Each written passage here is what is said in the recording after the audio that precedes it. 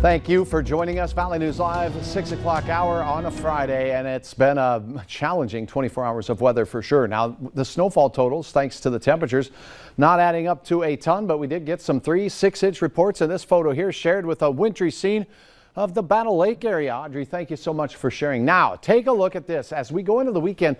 And tonight, cold is the main concern. As we go through the overnight hours, we're going to have temperatures in the 20s, wind chills in the teens, and for some single digits out there. Then tomorrow, it's, well, a third of 3 in a row first alert weather days. And that is because we have an Alberta Clipper that's going to make its way through. Some of us will see more snow from this Saturday system than we saw from round number 1, which was a much busier and more potent and stronger storm system. However, it does look like on Sunday the quieter weather does return. It will be quite cold though. Wind already still, I should say, gusting over 30 miles per hour here in the Southern Valley, but it is tapering off. No more gusts to 50 or 60 miles per hour, and that's a good thing.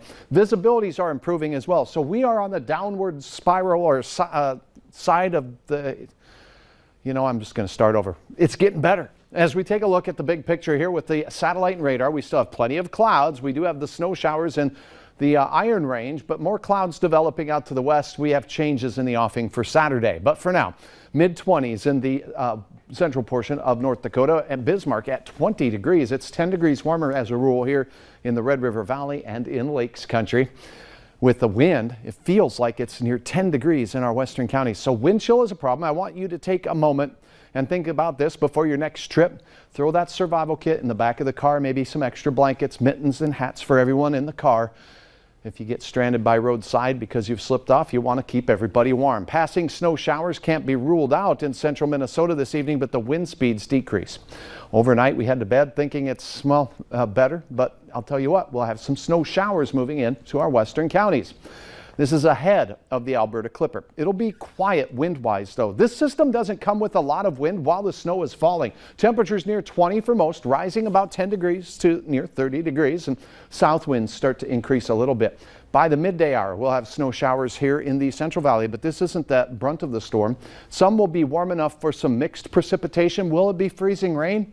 Well, we need frozen surface for it to be freezing rain, so we'll keep our eyes on that. Just know we could have a slippery mix of weather in the southern portion of the valley. Then, as we go into the afternoon, the main event arrives. A low-pressure center called the Alberta Clipper makes its way through. Look at this. Areas of heavy rain on the warm side of it. Not much wind, but we will have some locally heavy snow briefly. These usually blow through pretty quickly. Then afterwards, look at this. The wind picks up where you see the yellow arrows. We'll have gusts to 40 miles per hour. James River Valley, Sisseton Hills. The rest of it, just that snow that drifts straight down through the sky as opposed to last night's horizontal flakes that hit you in the ear hole. That's never fun. So we take a look at your forecast. We'll get to the snowfall amounts later, but we showed you earlier 2 to 4 inches for many here in the Central Valley from, say, I-94 and the 200 corridor, Highway 200 corridor, into Lakes Country. That's where the bullseye will be the way things are looking. Up north, we could see some lofty totals, but it tapers off near the international border.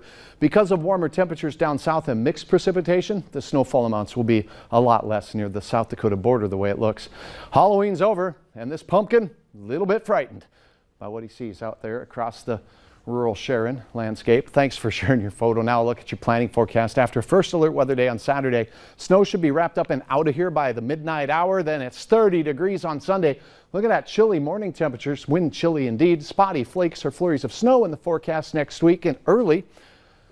And I'm going to wander over here this time because, it's been a weird week. Next Tuesday, 42 degrees. I'm really smiley about 42. How about you? Yeah, I'm here for the 42. It has been, it's been a week. Yeah. All right, thanks, Hutch. Hey, we're going to